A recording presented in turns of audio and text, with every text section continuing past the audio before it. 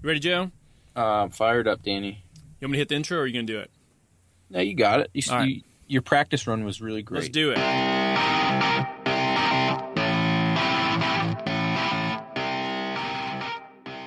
What's going on, gang? Coach Joe here to talk to you a little bit about Performa Sleep. Guys, Performa Sleep has worked with industry experts to develop the ideal mattress for athletes and active people looking to improve their performance through better sleep. Guys, Performa Sleep is proud to say that every single Performa Sleep mattress is made in the USA and ships quickly from their warehouse to your door, and hopefully it gets in your bedroom pretty quick. Guys, I sleep on a Performa Sleep mattress. I absolutely love it. It's the only mattress on the market with copper cool technology, and I can say right now, as a guy who sleeps hot, who sleeps with the sweats, I don't anymore in my Performa Sleep mattress. Check it out. Folks like myself, like Dr. Danny, Lauren Fisher, Emily Bridgers, Scott Panchek are on the Performa Sleep mattress, and I have nothing but great things to say about it. So head over to performasleep.com and click their big red Buy Now button and enjoy.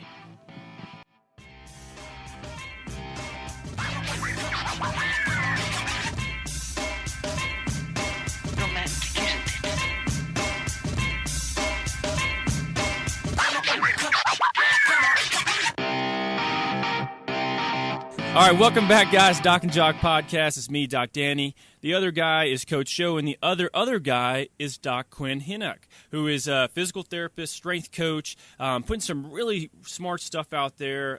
Someone Joe and I have been following for a while, and we're really happy to get him on to kind of talk shop with us for a little bit. So, Quinn, first of all, thanks so much for jumping on the podcast with us. Yeah, Joe and Danny, thank you. I really appreciate it. It's an honor to be on here. We appreciate that. I don't think yet. we've ever had many say that. Okay. Well, now you gotta earn it. Now everyone who comes on needs to say the same thing. That makes us feel really special. That's good. But here's what I want to do, because we know who you are, right? And we've got a pretty good idea of what you're all about and what you're talking about and stuff. But could you give our listeners a little background on you and how you kind of got where you are now? Yeah, absolutely. I'm 29 years old. I live in Orange County, California now, and as you mentioned, I'm a physical therapist. My clinic is attached to Juggernaut training system. So we've got this big 10,000 square foot, big box or big warehouse gym, like you kind of see these gyms turning into now. Half of it's actually a CrossFit gym. Left Coast CrossFit has one half. We're all friends, and then Juggernaut Training Systems is the other half, and then my clinic is attached, a 1,300 square foot office space, attached to that. So it's awesome. I couldn't ask for a better environment. And then kind of going back to my academics, I graduated from Valparaiso University with a bachelor's in science, and Valpo is in the Midwest guy originally. So it's like just south of Chicago. If anybody remembers Bryce Drew and The Shot from 1996, that's Valpo. They have a football team too, believe it or not. And I played 3 years there. I actually went to Indiana University for my freshman year, then didn't make the football team, and then transferred to Valpo so I could be a bigger fish in a small pond. But it worked out well, and I worked as a strength coach for a year, and just felt like I wanted a little bit more. My knowledge gap, I could write a program, I could teach the lifts from a biomechanical standpoint, but if somebody was hurt or I saw some weird wonkiness going on in their movement, I really just didn't know how to deal with that stuff. And so I thought that physical therapy school would be the perfect bridge. And so that's what I did. I went to the University of Indianapolis for 3 years and got my there and graduated in 2013. And I actually started working in Kentucky, Louisville, Kentucky, and that's when a lot of people would recognize Dark Side Strength as me and Ryan Brown made a lot of videos and did some content for a couple years and have remained good friends. But then I moved out here to California about a year ago to work with Chad and Juggernaut. And so that's where we stand now. Well, very cool. And I can feel your pain when you go from practicing football sucks. So I played high school and college football, and yeah. I can remember sitting in there and just looking at the writing on the wall, knowing I wasn't Division I material, and to some degree would had to have ride the pine at the Division II level. So I played small D3 ball because I wanted to play the games. So talk to us. I love talking football a little bit. So talk to us about this football career. What did you play? What were you into? And a little bit about the experience at Valparaiso, just playing football, and maybe some of the lessons it shaped a lot of what I feel is important as a coach. I'll go even before that to my dealings with Indiana was obviously going to be trying on as a walk-on and was in touch. So I was a defensive back, a corner, small guy. I'm 5'9".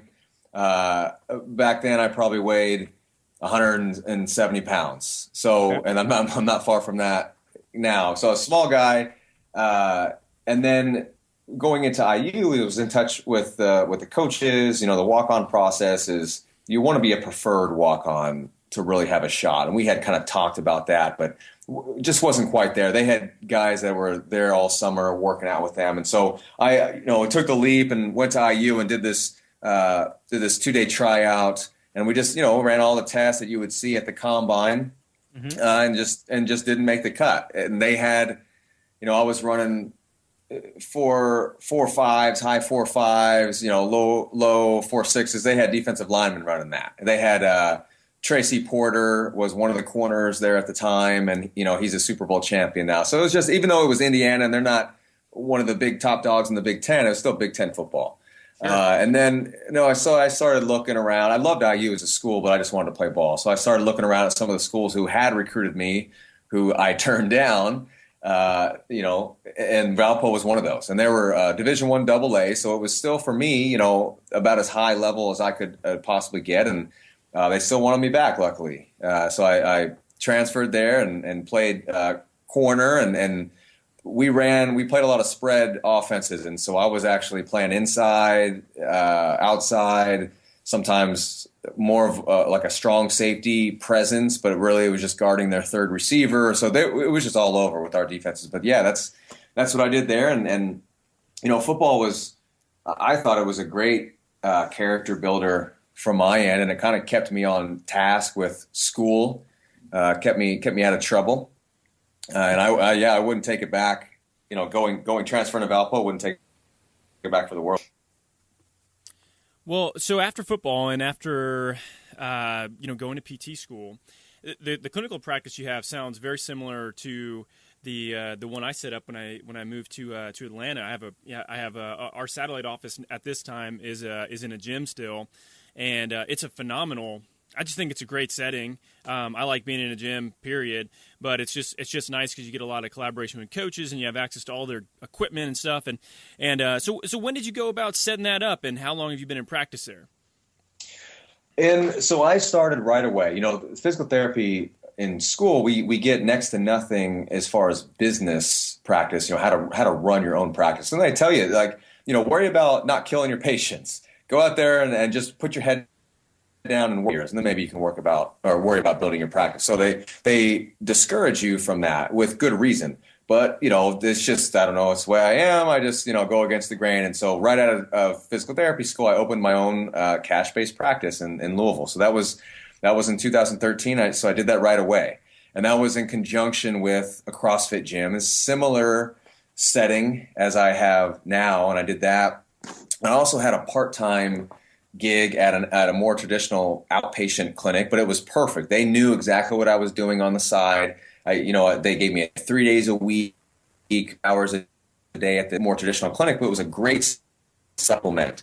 And my little, cash-based clinic was across town. I was in no way of, a threat to them from a business standpoint. So it was really this great complement to each other. And then I actually went to another facility. This was a combat sports gym, but they had a really, really nice weight room area, and they had another office attached to that. And so I did the same thing there, kind of this rent share where I would just pay a percentage of my revenue, but I had no other overhead, which was awesome starting out because volume was super low. If I had a slow month, I didn't have to worry about paying, a set amount of rent. I just paid less rent because I made less money. So it was great.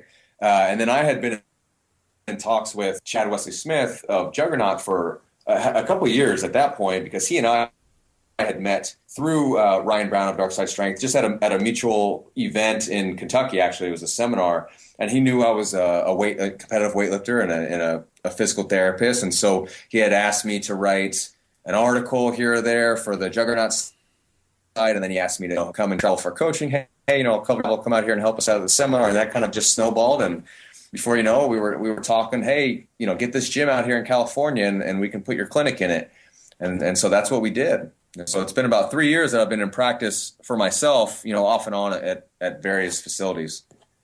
So we discussed a few things pre-show to talk about, but I'm going to ask you a question that did not come up at all. But you bring up the fact that in your physical therapy upbringing, your schooling, and I know Danny's didn't cover this as well, in terms of the business knowledge and how to run a business and things like that. So were you actively, as you're going through your little trial there, trying out different places and coaching, were you actively looking for maybe business mentorship to kind of help you?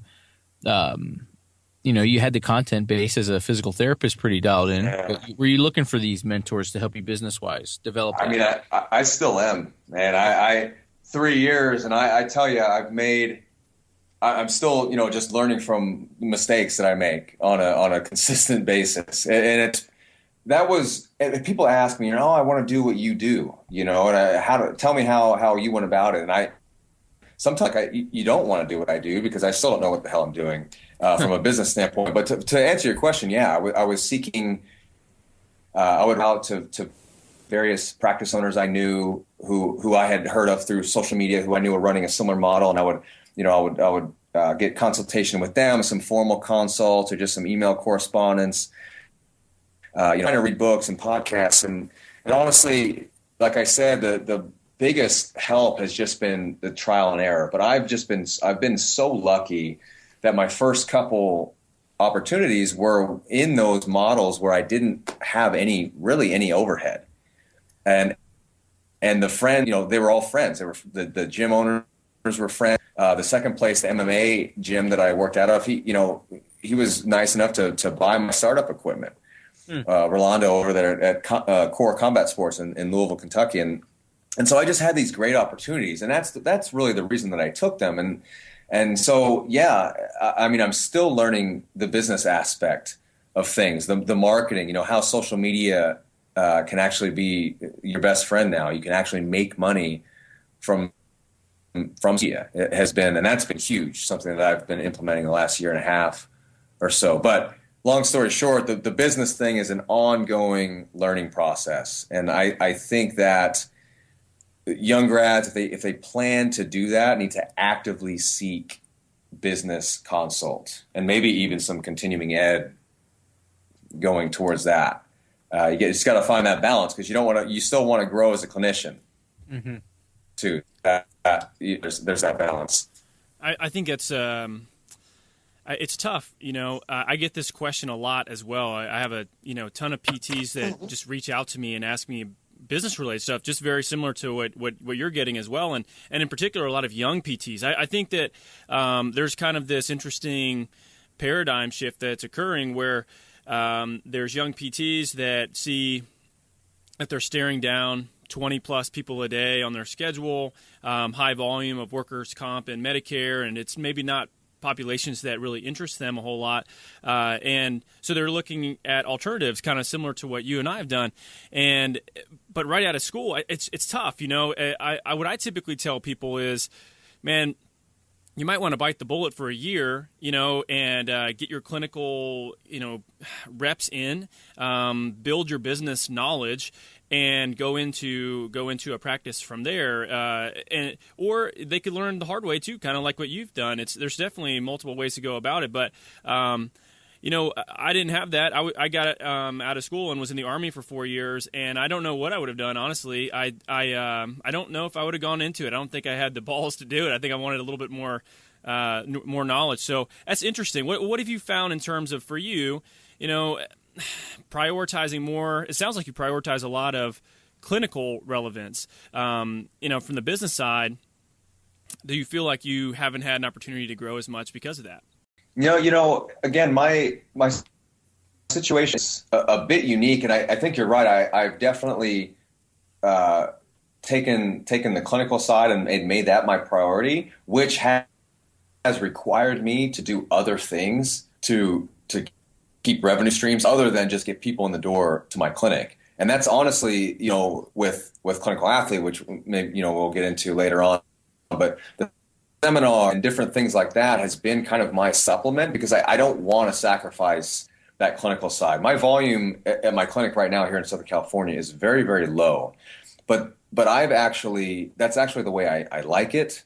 And it's been kind of my goal from the very, very beginning, was to keep my volume low so that I can put my all into each patient, and I can make them, I have time to think about that case, after the fact, and actually learn and ponder and try different things, instead of, like you said, having 20 people on my caseload, 2 people an hour. I'm just juggling this on the back end. I'm worrying about insurance reimbursement. I just never wanted to deal with that. But I also knew that I had to do other things, because that alone, that low volume wasn't gonna keep the light. So I've sacrificed. I've let the business aspect of things kind of just come with time as I just have more experience. And I've tried my best not to sacrifice the fact that I'm still a clinician. And I don't know if that answers your question, but it's just been, and that's why it's just such a unique opportunity. I would say that what really allowed me to do it from the beginning was a time job at the outpatient clinic. I think that, and it's kind of what you said, bite the bullet, put your head down, work for a year or two at least.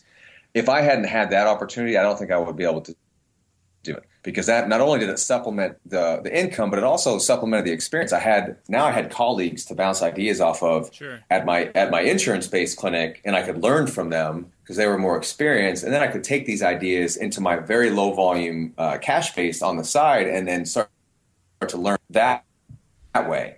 And I think that, especially with all these gyms now having a little bit of office space or looking for some adjunct PTs or practitioners, that's a very viable option. You take out a Saturday or two a month and you work with a gym, on the side, but you still got your more traditional job. I think you kind of can get both sides. You can slowly start to transition to doing your own thing. It doesn't have to be an all or nothing. Sure.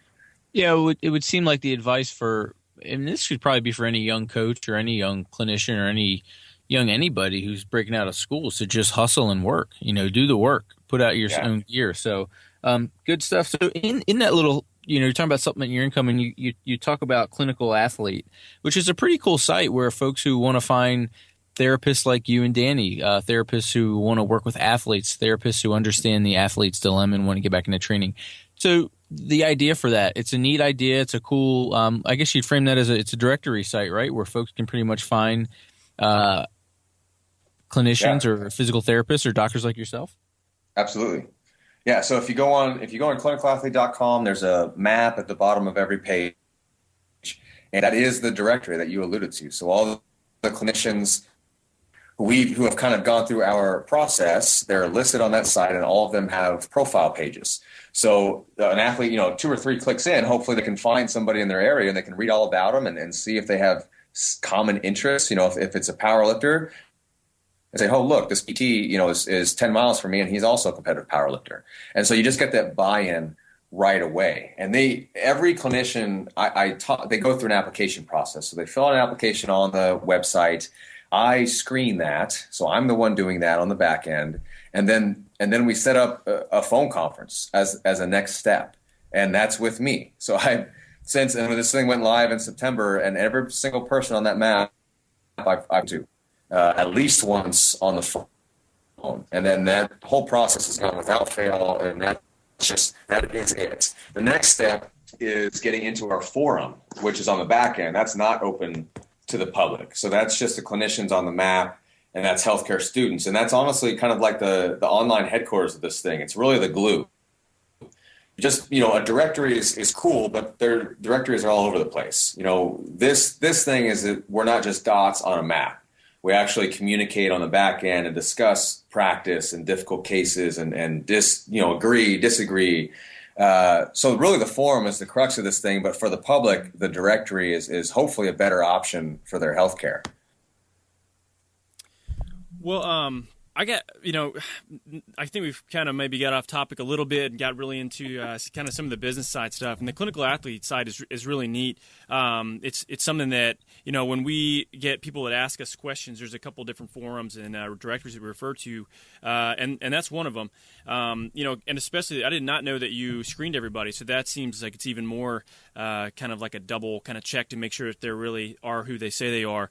But when we look at some of these practitioners, I think one of the things that people are seeking out is the fact that, what we really are getting is a kind of desire to reach out to somebody that kind of leads from the front and is doing movements or activities or playing sports or whatever it might be that interests that person. If I go to a traditional PT clinic and I say, yeah, I like to snatch and clean and jerk, and they look at me like I'm some kind of pervert, then I know that I'm in the wrong place. And so for you, from what you've noticed, let's say that clinical site didn't exist. What are maybe like one or two things that you could say, hey, these are kind of things you should look out for if you're looking for a provider that fits what you're type of person you're looking for?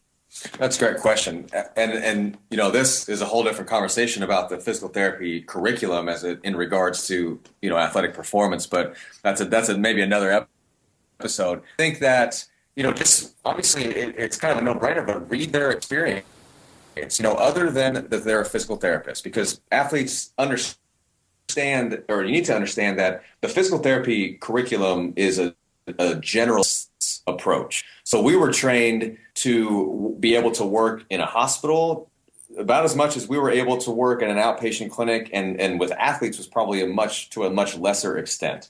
So if somebody has a physical therapy degree, obviously they're knowledgeable about the human body, but that doesn't necessarily make them an orthopedic sports, quote unquote, expert. So I'm kind of looking at the experience behind the PT degree.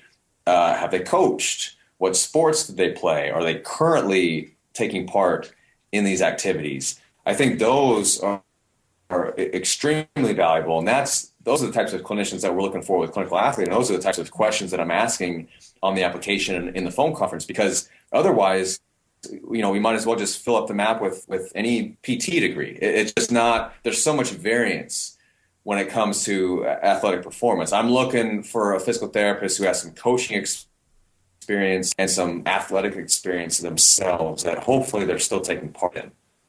So you bring up this coaching experience and athletic experience, and you look at what you're doing right now. You're specifically training Oli, and you're doing some seminars outside of your own practice. And there's a physical therapist on the call who will remain nameless, who has gotten just a little bit of trouble for kind of saying that physical therapists, you should be leading from the front and being healthy and strong and fit and whatnot. So, two questions here on your end: why get into weightlifting, and the importance of physical therapists in general to maybe find one that's picking a sport and being active? It's funny that saying something like that would cause issue with people. It's silly. It's bullshit. But, it's bullshit. Exactly. And the best response I got was, well, what if they're 65? I don't give a fuck if they're 65. You could be 65, and that's the excuse for you to not be healthy. Come on, man, give me a break. We've got some pretty jacked 65-year-olds walking around the gym. I'll tell you that right now. I think, how did I get into weightlifting? Well, it was luckily for me in high school, both and in college, the snatch and clean and jerk were a part of my training for football. So I had that experience. I had been performing the lifts or variations thereof since I was 14. Now, obviously sometimes with football, it's more about the weight than it is the actual movement, but we had some decent coaches, and it was always my favorite part of training. The snatch, clean, and jerk, by far, loved it the most, all throughout my football career. So when I was done, I actually experimented with a few things. I did CrossFit for about 8 months before I realized that anything over 3 minutes just scarred my soul. I'm just not wired up for that mentally or physically. And then I switched to powerlifting until women in 2 weight classes lower than me, continue to outbench me. I'm just horribly weak upper body. It was always going to be back to weightlifting. I knew that. I just want to kind of delve into these other things. So I've I've competed exclusively in the sport of weightlifting and trained exclusively for the sport of weightlifting for about 6 years now. I've done, and I'm super specialized. Don't run to my car if it's raining type of deal. I've done, and I've done 23 USAW meets or something like that. But it's just I've gone to a couple American Open in 2014, but I'm never going to be, my top end is gone. I've passed that opportunity. I'm just clawing my way to another national meet, as many as I could possibly do. But I just love the sport. I love the challenge, the mental challenge, as well as the physical challenge. I would never tell anybody that's good for your body. I don't do it. I don't do the sport of weightlifting competitively for longevity sake, but I do it to fuel that competitive fire that you still have, after your other sports career is over. And I think that there's some discipline to just the training process that is beneficial for anyone. And it helps me in my practice because I'm seeing, again, my setting is a bit unique, but I'm seeing 99.9% lifters. They're power lifters, they're CrossFitters, or they're weightlifters that are coming in my door. And so the training is the sport. And if I know what a snatch feels like, I understand the positions because I do them every single day. It's just so much easier for me to integrate that athlete back into that arena because I have the same understanding. We speak the same language. If somebody comes in here and they're a professional dancer or they're golf, I'm helping them as best I can because I have a general understanding of the human body, but I am not nearly as comfortable as when a lifter comes in the door, and vice versa. They know that I do the same thing, so they trust me more, and I think that's huge. The buy-in factor is so beneficial. Thank you so much, gang, for tuning into today's episode of the Doc and Jock Podcast. We hope you're enjoying the topic of the day or the interview. If you are, please head on over to iTunes and review it and let us know so we can either talk about that topic again or bring that guest back on. Also, guys, while you're at it, post a question, and then Dr. Danny and I can tackle that question on a Friday short. The topic could be mobility, weightlifting, motivation, anything in between. Dr. Danny and I will tackle that. It's a great service to us, a great service to you.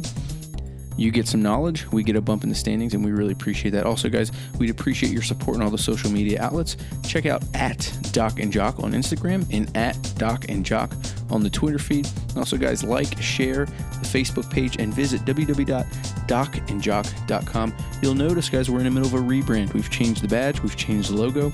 We are overhauling the website, and we'd love to know your thoughts on that. Thank you guys for tuning into the Doc and Jock Podcast. And remember, if you have a body, you are an athlete.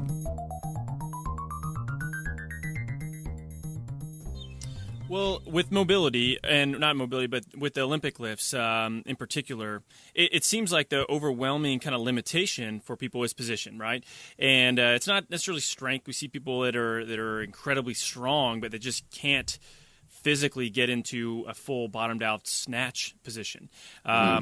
So, and for you, we kind of talked about this a little bit in the pre-show, but looking at that movement in particular and the challenges of it, you have some good videos talking about the difference between tightness and shortness of the tissues. What areas do you think that, I guess, first of all, can you explain that for our audience in terms of your philosophy of the difference between tightness and stiffness, and what areas do you see tightness and stiffness in terms of the Olympic lifts? Yeah, so this gets into semantics a bit, but it's not necessarily the exact terms that are used, but it's more of the concepts. So we'll take tightness as a perception. Like I feel my hamstrings feel tight. My hip flexors, my lats, they feel tight. And then we'll take stiffness as actual structural limitation. So my hamstrings feel tight, and then if somebody takes my leg or I'm under anesthesia, my nervous system is taken out of the equation, and I grab your leg, that hamstring is still limiting the range of motion. So like a straight leg raise. That would be something that's stiff. It's structurally shortened. Whereas tightness is more so what we're speaking of when we talk about mobility. And in my experience, it's much more rare for it to actually be a structural limitation. For example, if somebody can't bottom out or can't reach parallel in their squat, I put them on the table and I move their hips around, and all of a sudden their hip joint has a surplus of mobility. I can take their hip to 135 degrees of hip flexion. They have all the external rotation, internal rotation is no big deal, but yet they can't break parallel in their squat. And, taking other limitations potentially out of the equation, in that moment, it's not a stiffness issue, it's a tightness issue, which is a perception. And now we're talking about, is it actually a mobility problem, which is kind of the innate structure's ability to extend, extensibility, flexibility, the joint kinematics, the actual things of the structure, or is it a motor control issue? Can they just not control their mobility? And in my experience, I'm seeing that more and more as a potential limitation than a true structural stiffness or shortness. And I'm a perfect example of that, having my football background where everything with the lifts was a power variation. It was pull it as high as you can, catch it as high as you can. And there was no timing, there was no riding it down into a full squat. And so when I transitioned to the sport, it took me years to gain that timing, because I had already had like 8 to 10 years of bad habits ingrained. And I ran the spectrum of, hour-long warm-up, hooking a band and to every joint in my body, foam rolling every single thing that you could possibly imagine, thinking that I'm breaking up all of the scar tissue that I had accumulated over 10 years. And guess what? Nothing fucking got better. My movement was still shitty. And I couldn't bury my overhead squat to save my life. I was my rib cage was upside down. I was shooting my ass way back. I had no clue about what my body was doing. And that was all motor control. And when I started dialing back all of the passive mobility stuff and started actually working on my positions and trying to keep my pelvis underneath my rib cage and focusing on lighter weights, but with tempo, my movement just got so much better. And so I know that's a little bit far afield from the question, but when we talk about this notion of shortness or tightness or motor control, mobility, stability, the question always has to be, can the joints get into the positions? And that doesn't have to be on your feet. Can the joints get into the positions, period? Can I lay somebody on the table and take their arm and put it over their head 180 degrees without resistance? If I can do that on both sides, they probably don't have a shoulder mobility problem limiting them, or at least in isolation. It's the same with the hips and the same with the ankles. And for me, if the joints can get into the positions that I plan to load them, now it's a coaching issue. Now it's me teaching you how, or giving you the tools to learn how to use the mobility that you possess. And I think that is the hang up that a lot of people have, is they're performing these things. I have people come in the door all the time. I've been working on my mobility for 6 months. I just got to keep plugging away. And it just doesn't work like that. If it was going to work, it would have already, and I think then now we've got to take another avenue, these mobility implements as tools, but not the tool. Whereas stability and motor control and some specific positional cueing is probably going to be the main fix. No, I think that's great stuff, and it's something that even in my own coaching of the lifts, I've gone to more of a skill-based approach where, again, where I'm drilling concepts like tempo and whatnot and positions. So for folks who want to streamline that process and some advice for folks, maybe outside of, obviously, at the end of the answer, the idea is get coaching, right? You need good coaching. But for folks who are in the gym right now, spending the hour mobilizing, they're trying to cure everything with a rubber band. Outside of just finding the best coach around, do you have any advice for streamlining that process to gaining better positions? Yeah, there's definitely some self-assessments or some self-exploration. A lot of my seminars are me telling people repeatedly this is going to be experimentation time. Let's experiment with this. Figure out where your joints go. Figure out where your body is with. And so that's what I think people have to do, because there's no one position that's going to work for everyone. But we've got these simple assessment protocols that can help you figure out your own anatomy and where your joints are going to fall. And taking a step back real quick on stuff like bands and foam rollers and lacrosse balls, all that stuff is very effective at decreasing perception of tightness. It's not breaking up your tissue. We're not that fragile, and we can point to several studies that show that that's just beyond physiological realm. And thank goodness, right? Because we would grade under a barbell if we were that fragile. But you're inhibiting perception of tone and tightness, which is very effective. We just implement it in short bouts.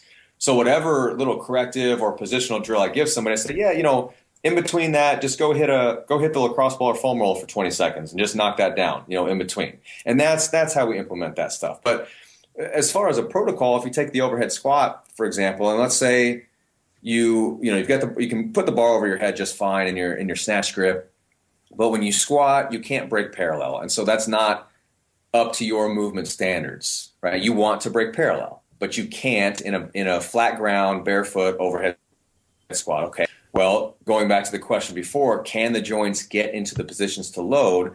The answer right now is not yet, but we also don't have enough information to deem a joint or a muscle as the causative factor. There's no way to know if it's because you have tight ankles, tight hip flexors, whatever. And so you just got to keep breaking it down to isolate the movement pattern and to isolate different joints. And so let's go overhead squat with elevated heels. Put a PVC pipe or put your weightlifting shoes on. Are you able to hit depth now? If the answer is yes, we got to look at a couple things. And the most common answer here is, it must be an ankle problem. That's one possible solution or causative factor. However, I get plenty of athletes that benefit from an elevated heel that have plenty of ankle range of motion. And so what those athletes have benefited from, what an elevated heel also does, is it gives you a counterbalance. And so it shifts you forward, which allows you to stand back and without falling on your butt. When in an ideal world, your pelvic floor, your diaphragm, your abs, your pelvis and your rib cage should be kind of your counterbalance. It should be able to hold you in place so that you can sit down. So let's just say you have the ankle mobility, but you now you can rock bottom your overhead squat with elevated heels where you couldn't before. Well, now we're looking at some motor control issues because we just cleared the hip. You showed me that you can overhead squat below parallel. Boom, the joints can get into the positions to load. So just something very, very simple like that can differentiate whether you're mobility or stability problem. Breaking it down further, I like to go into a goblet squat or a counterbalance squat, but with flat ground. So we take the arms out of the equation because sometimes the arms being overhead does a couple things. First of all, if there is a shoulder limitation, it's going to be very difficult for somebody to integrate that overhead position into a full squat, but it's also just a longer lever. So it's more challenging for the core to hold that position. So we take the arms down, give them a counterbalance, like a kettlebell to hold in front of them, and let them squat. See if they can just sit straight down. And my cues are keep your feet flat, hold the kettlebell about a foot in front of you, and squat down as deep as you. If all of a sudden they can, again, rock bottom their squat, it wasn't a hip mobility problem. There was some integration with the overhead component, right? So it can just deem your hips tight because you can't snatch to full depth. What if there are other variations to which your hips do show or demonstrate full mobility? Well, then they have the mobility. It's not like you got a hip transplant when you try to overhead squat. It's the same hips. Something else was different. Well, another test that we use is a quadruped rock back test, and I actually have a video. So going back to the goblet squat, if you YouTube my name, Quinn Henoch, and then the utility of the goblet squat, there's a 5-minute video of me kind of going through that with an athlete where we experiment with different stances, wide stance, narrow stance, toes out, toes in, like anterior pelvic tilt, posterior pelvic tilt. And we kind of help the athlete figure out where their joints hinge the most naturally and comfortably. And that's a really nice teaching tool. It can be an assessment tool, and it can also go right into some correction. And then another drill that we use is a quadruped rock back, kind of like a quadruped squatting drill, where you start on hands and knees, and your knees and feet are positioned such that they're mimicking your squat. And so your knee will be a little bit slightly outside of your feet, and then you try to keep your back flat, and you just rock your hips back and forth. And that's kind of your baseline. And as the assessor, or, as the athlete, you can use a mirror or take video, but you're looking for your back to stay flat, as you rock back. But you can manipulate your knee and your foot width for different types of hip rotation. So if you go knees wide and feet more narrow, and you can rock your hips back, and it feels more comfortable in your hips, then you're probably going to be an athlete who prefers a little bit more toe out in your squat. And that's not a bad thing. You just got to respect anatomy. It just kind of is. If you can go knees a little bit more narrow and feet wide, which is going to put your hips into more internal rotation, that's typically going to be a little bit less comfortable for most. But for some people, it's the opposite. That position allows them to sit back and more comfortably in the hips and keep their back flat. And there may be an athlete who can squat more narrow with toes forward. And so my thing is not about finding limitations. It's about finding how you can train. Let's just figure out where your body goes, and that's the way we'll load it. And we won't worry about trying to demonize certain positions or muscles, as long as your joints are stacked and and I deem it a sustainable position and it's within your standards.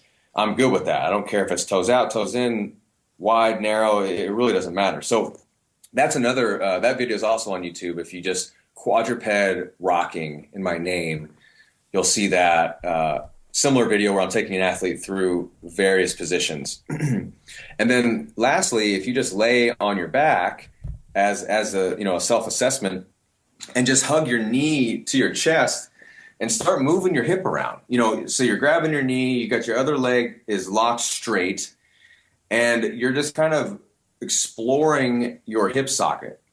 You're rotating your hip externally, internally, you're moving the knee and the hip around in the socket, and you're kind of figuring out where it feels the most comfortable. Where do you feel like your hip has the most mobility? Maybe it's straight up and in. Maybe it's out to the side a little bit. Maybe it's out to the side with a little bit of hip external rotation. But the idea is that where it feels most mobile on your back, you try to recreate that in your squat. And I think this is most important for the people who have tried to jam themselves into like a narrow toes forward squat, and they're not built for that, but they just continually do that, not respecting that if they just perform a couple maybe little nuances, all of a sudden they'll hit the positions that they want. And it's not because there was something wrong with them. You know what I mean? They just happened to not pick the type of parents that would allow for a toes forward narrow squat. I know that was a lot of talking, but hopefully that answered some of your question.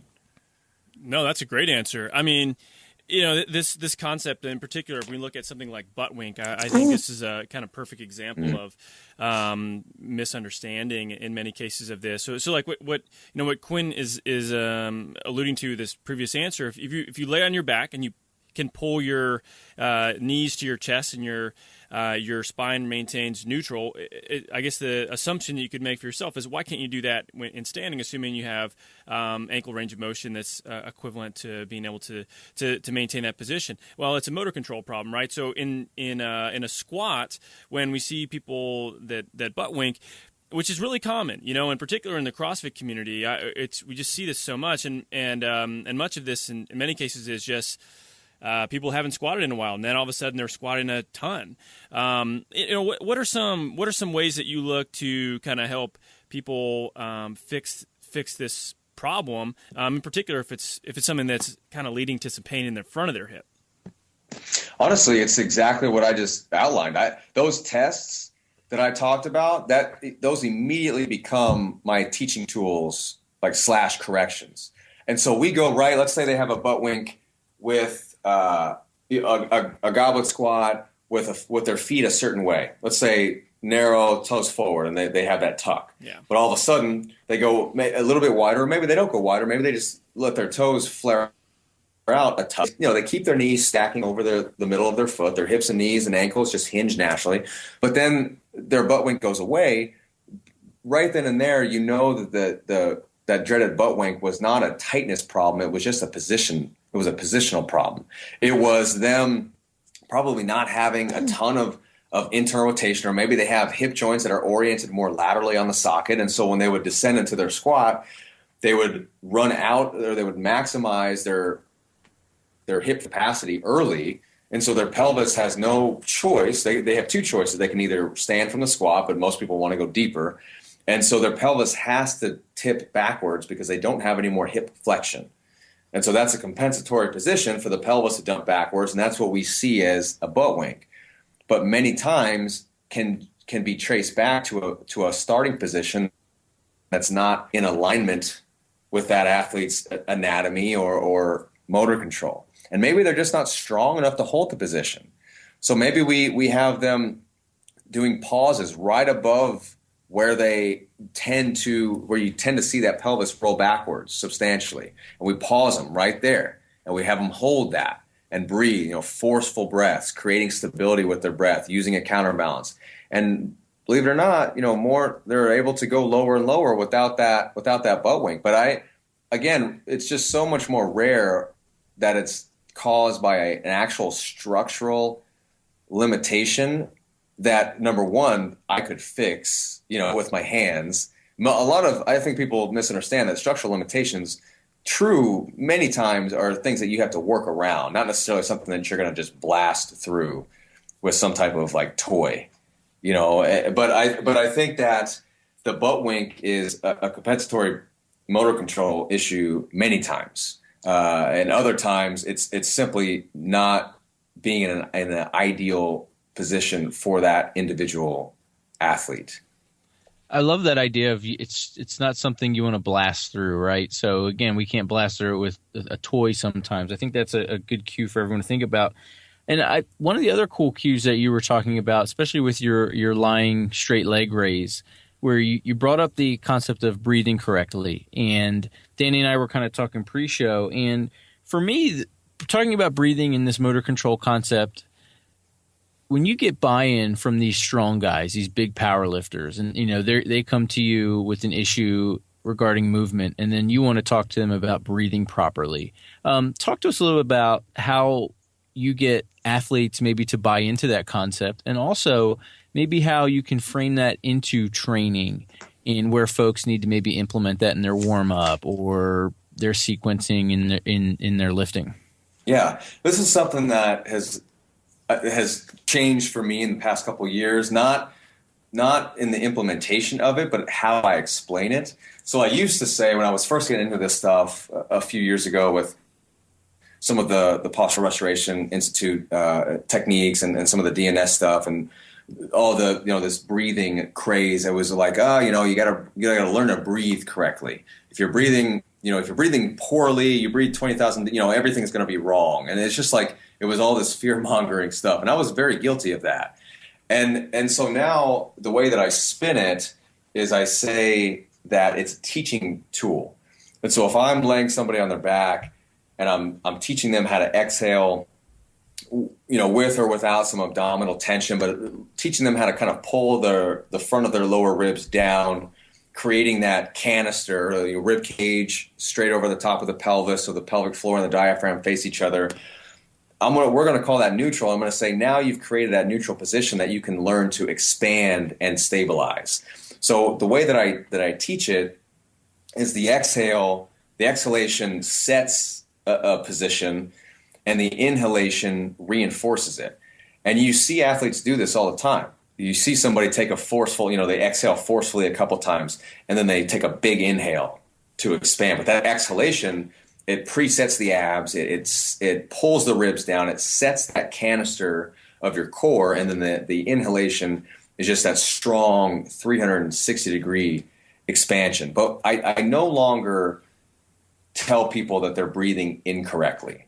I say that we can stabilize your position a little bit better if you learn how to manipulate your breathing in such a way. And so we take the goblet squat, for example. if you see somebody squat, and this is really common, you watch them squat down, and then their ass actually starts to go backwards. They actually start to arch their back as they're squatting. So their butt goes back, their pelvis anteriorly tilts, their lower back arches or goes into an increased lordosis. And then somewhere around parallel, because they've anteriorly tipped their pelvis, they've run out of hip flexion prematurely, because we know that anterior pelvic tilt decreases hip flexion and internal rotation mobility. We know that for a fact. That's been shown in a couple studies, I believe. So, and it makes perfect sense. You try to arch your back maximally and squat as deep as you can. It kind of hurts the front of your hips, so you feel that impingement. So you see these athletes do that as kind of a motor control pattern, and they're just kind of putting their erectors as part of the main source of positional focus. So they squat down, they start arching their back, they hit that spot about parallel, they've got nowhere else to go, and then they dump their pelvis backwards.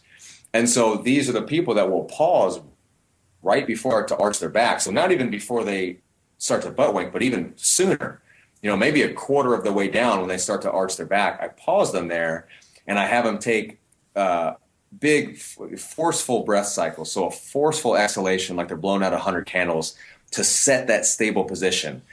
A robust inhalation through their nose in which they push the air down to get that reflexive pelvic floor contraction, that reflexive eccentric abdominal contraction to stabilize that position. And we may, I kid you not, we may 30 seconds in one rep of a goblet squat, I may make them pause 5 times and take a couple breath cycles so that they can reset themselves in that position.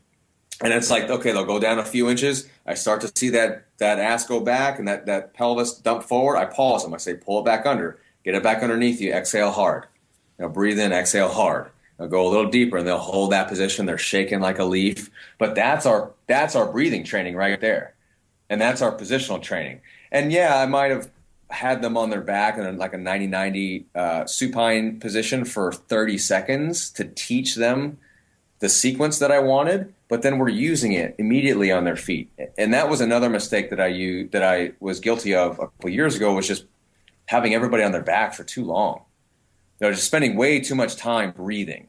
And literally that's all that's what they're doing. And you lose buy-in that way too. But when they can feel that in an actual position that they want to be in, like a squat, or they want to train, and they're shaking like a leaf, but they also feel that when they perform a breath cycle, they're able to at least control the position, albeit challenging, that's where we get buy-in.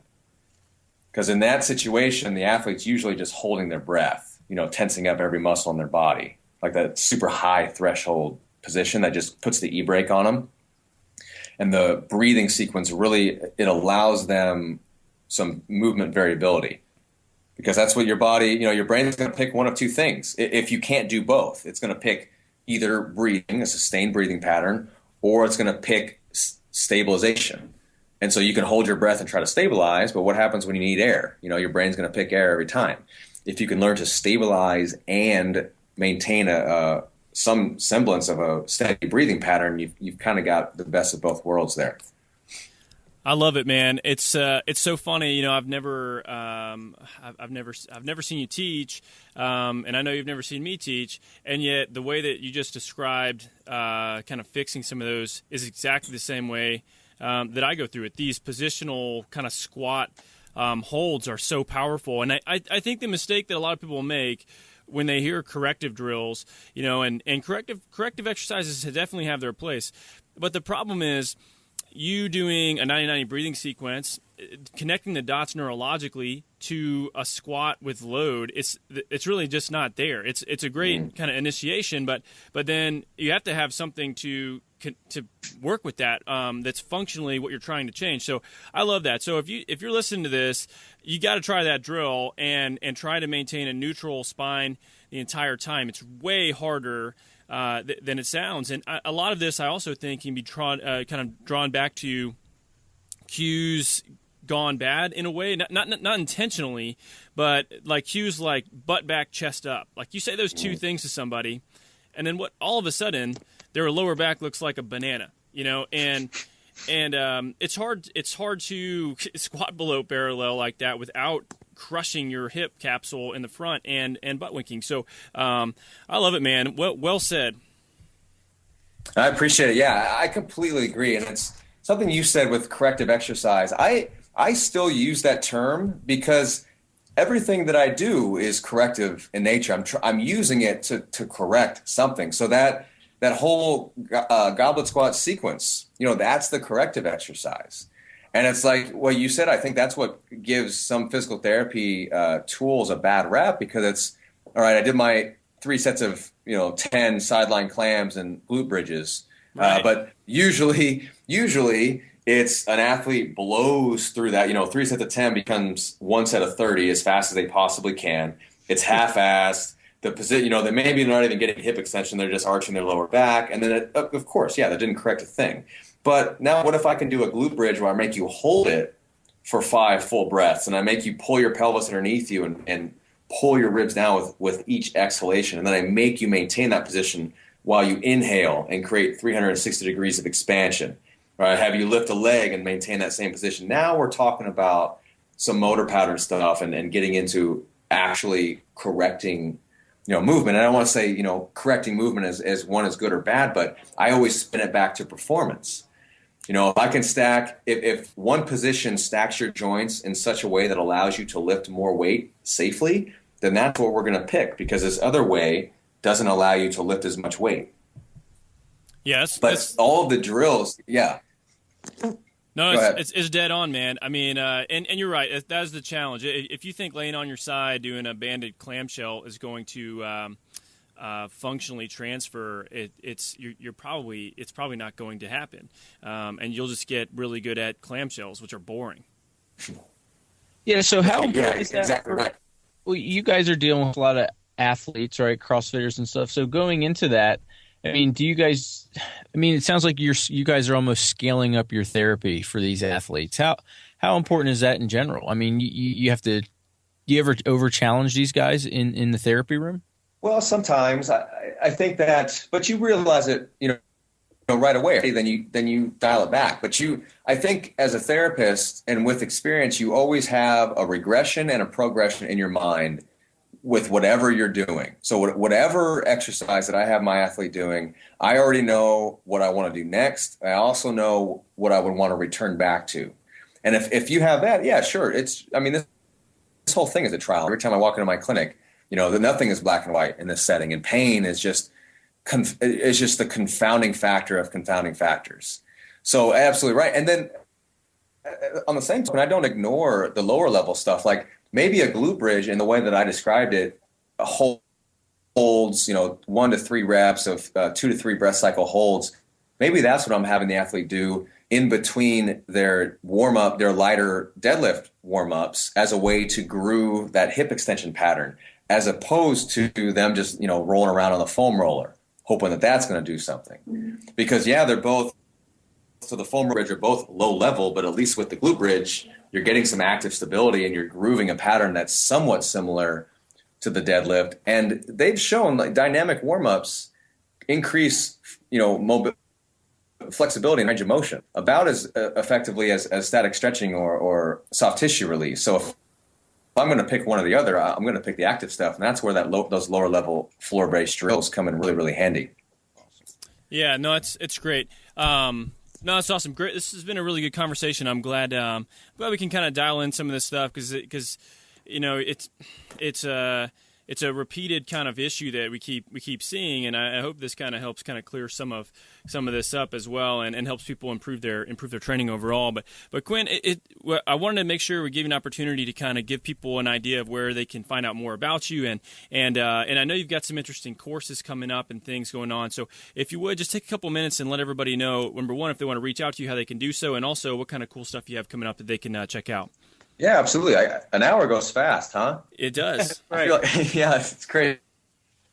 I have a couple courses coming out. So we have several events with ClinicalAthlete. If you just go on clinicalathlete.com/events, we've got lots of one-day seminars. We've got a couple 2-day seminars coming up in various spots in the country. So look at that link and for our upcoming events. And then I've got this 2-day weightlifting course. It's a clinical athlete weightlifting coach certification. That's kind of my brainchild right now. And it's it's kind of blending the clinical realm of similar things that we just talked about specifically for the sport of weightlifting. So snatch and clean and jerk, how to improve your positioning, differentiating between mobility and stability. It's a great complement to the courses that are already out there as for the sport of weightlifting with great coaches who are talking performance of the lifts, they're talking programming. This is going to be more on the movement aspect of the sport. And the first one is actually this weekend in New York City. We sold out. I'm really excited about that. We have 7 coming up in Florida, Portland. We have one coming up in Los Angeles or Orange County here in a couple months. So if you go to cwcseminar.com, you'll be able to find the dates for those at cwcseminar.com. And then as far as getting a hold of me, I'm very accessible through social media.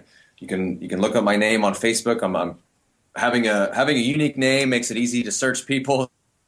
So I've been Quinn Henoch on Facebook or Instagram. I'll probably be the first one that pops up. And my YouTube channel has probably everything that we discussed today in some form of video, because my YouTube channel is what I actually give to my patients as their home exercise program. That's why I have it.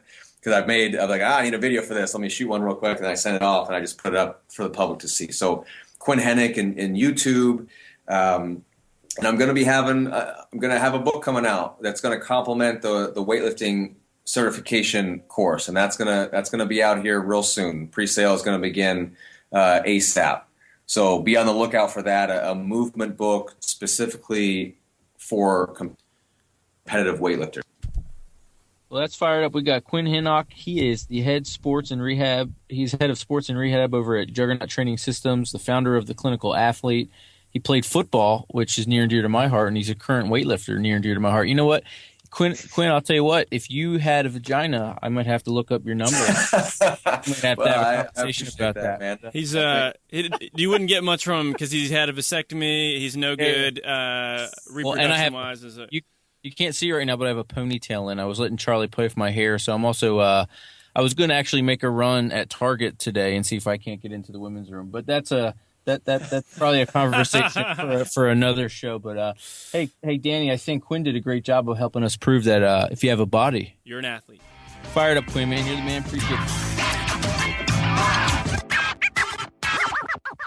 What's up, guys? Doc Danny here with the Doc Jock Podcast, and I want to take a couple seconds to talk to you about one of our sponsors, and that is Mobility WOD.